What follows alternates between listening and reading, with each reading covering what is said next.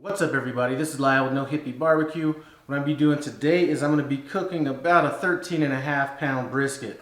Now in this video I'm going to try to give you a few tips along the way, things that I learned through trial and error, and some things that were passed down to me by excellent barbecue cooks.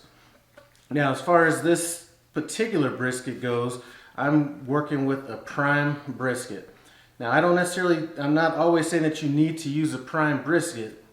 But if you don't buy a Prime Brisket, let's even say you buy a Select, what I'm going to suggest, if you have the time and the space, is to wet age that in your refrigerator for about 30 to 45 days, and I'm telling you, you will think that you're ending up with a Prime Brisket. To wet age it, just leave it in that cryovac bag that it comes in, and 30, 45 days, rinse it off, you're good to go. So that's tip number one if you're not buying a Prime Brisket. Number two is seasoning. Season this brisket however you want. I know that a lot of people tend to just lean towards the salt and pepper, and I'm fine with that as well, but sometimes depending on how often you're cooking, that can tend to be a little bit boring. Now the seasoning that I'm going to be using in this video is a pork and brisket rub by a company called Mama Jean's. And I took a look at this, the ingredients in here, and they're a little bit different than what I would normally put with the brisket, but listen, I'm adventurous. If you've seen any of my other barbecue videos, you know I'm not afraid to experiment. So the seasoning or the ingredients that are in this is we have some pepper, smoked paprika, chili powder, cinnamon, ground mustard, ginger, onion powder, garlic powder, and salt. So that's what we're going to be using in this. Now when I bought this brisket, I paid an extra $1 a pound because it was supposed to be pre-trimmed. It's not trimmed as good as I would want it to be, but I need to hurry up and get this on our smoker, so we're not going to really touch this at all. It is trimmed a little bit. I will be leaving a link to another video by my man James at Aim 'em and Claim 'em Smokers. He probably does the best competition brisket trims that I've seen. So just click on this little iCard up here and you'll be able to see what he does. So tip number two, when you are, or not tip number two, but the next tip, I'm not sure what tip I'm on. You know, I used to actually over season my briskets, and what would happen would be when I'd cut into it, you'd get a lot of this flaking on it.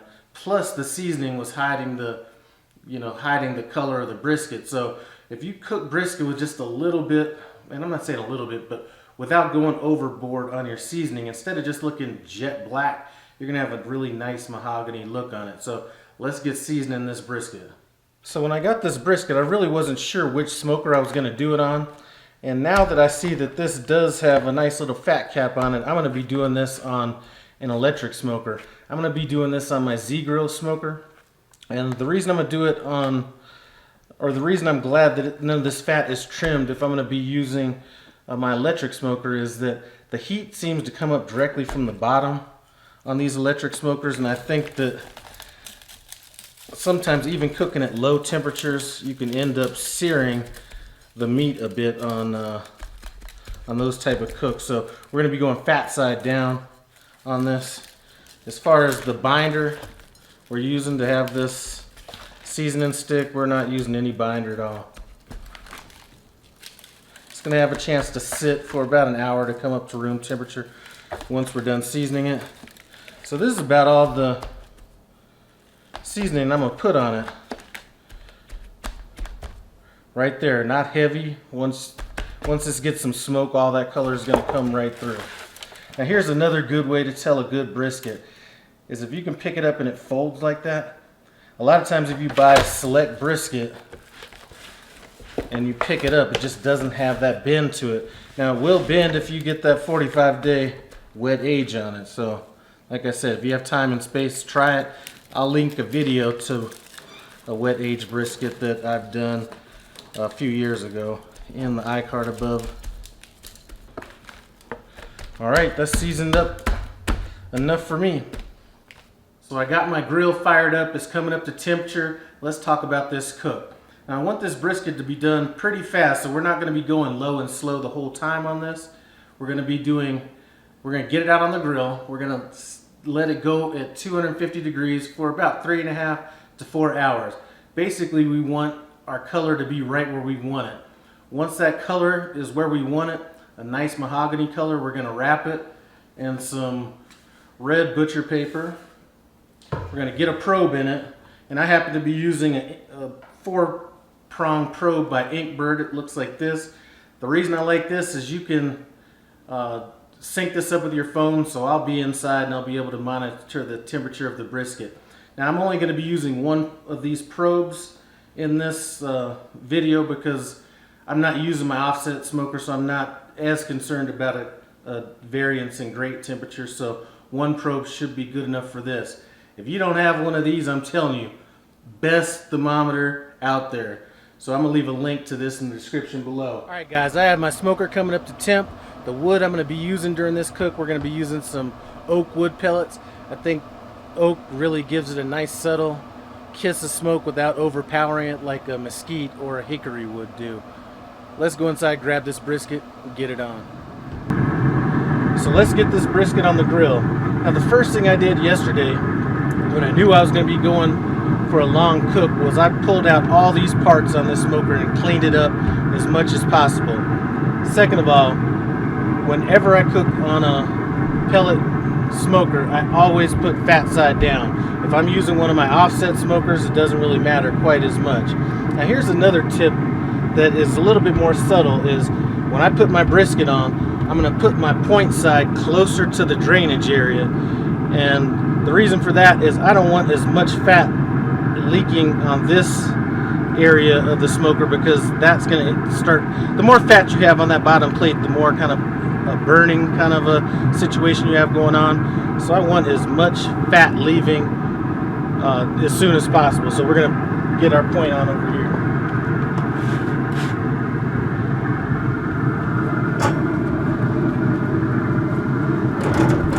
Let's get this rack out.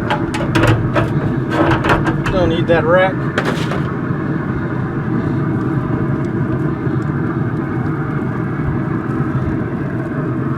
Now if you're cooking your brisket and you have other food on it, make sure that your brisket is directly over the pan. You don't want any of that fat leaking down on the sides of that pan, getting down into your smoker. That's how a lot of these fires happen. Now I'm noticing that I'm looking a little sparse here as far as the seasoning goes. I'm gonna just kind of season up this area off camera.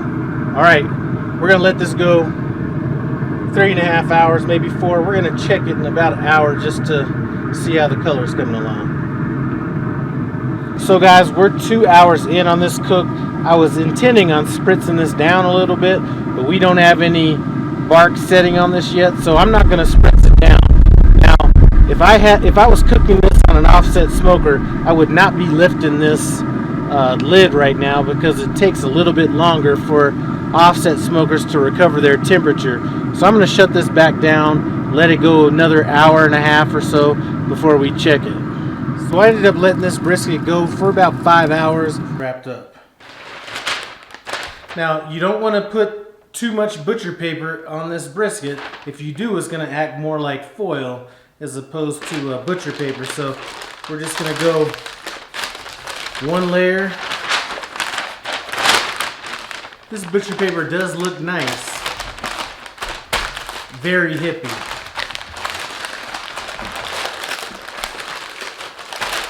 And this is an odd shaped brisket, so it is taking a little bit more than what I would like. Actually, you know what? It's not. Boom. We're right here. This is going to be our fat side. This is going to go down on the smoker. So guys, we've got it back out on our grill. We have it hooked up with our Inkbird thermometer. You may not be able to see that, but we are at 172 degrees. That's right about where your stall is going to be, so it's not going to go much over that for the next few hours. What we are going to do is spritz this down.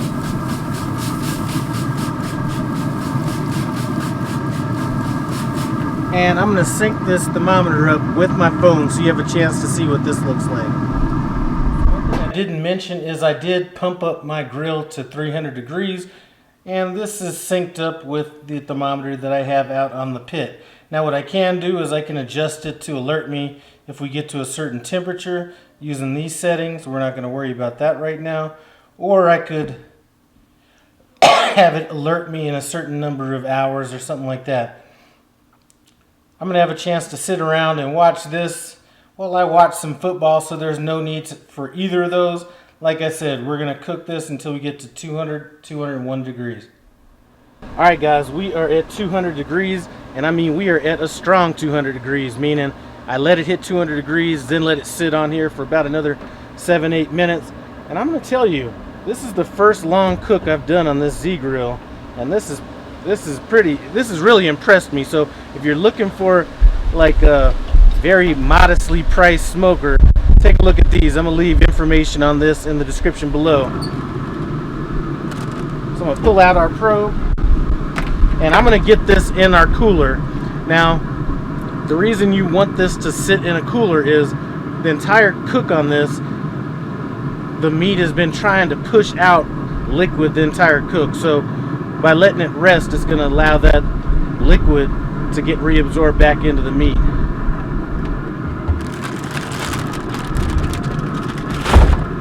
So I'm just throwing that in a regular cooler, and I'm going to let this sit for, you're going to want to go an hour minimum.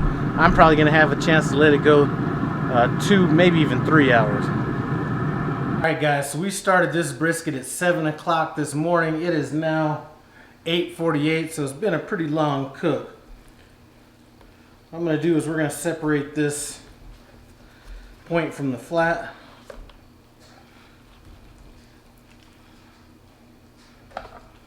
That's a pretty big point. I'm going to set this aside. I'm not sure what I'm going to do with this. I might do some burn ends with this. As a matter of fact, since I have it here, let me just cut a slice and taste it.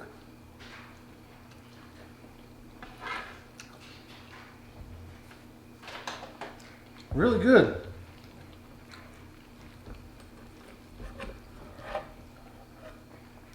Okay, so we have our grains running this way. We're going to cut against the grains. Now, this is a pretty thick part of our flat, so I'm going to just kind of cut that off. Man, we got a good smoker in here. I'm not sure. Well, you know what? Let me keep cutting.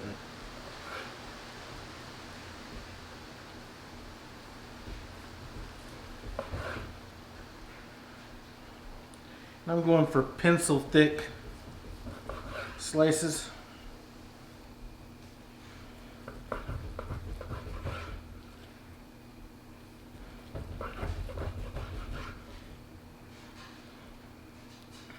Alright guys, that's what we're looking like right there. That is a tasty looking brisket. Anyway, I'm going to taste this part of it.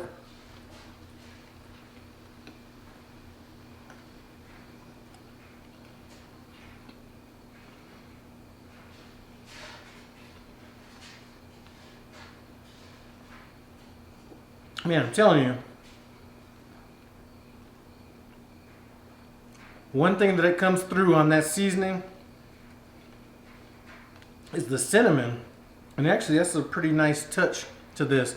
I'm not sure I would recommend this for like a, well, definitely not a competition brisket just because it doesn't fit that flavor profile, but listen, you got to change things up a little bit, and this has got some good flavor. Anyway,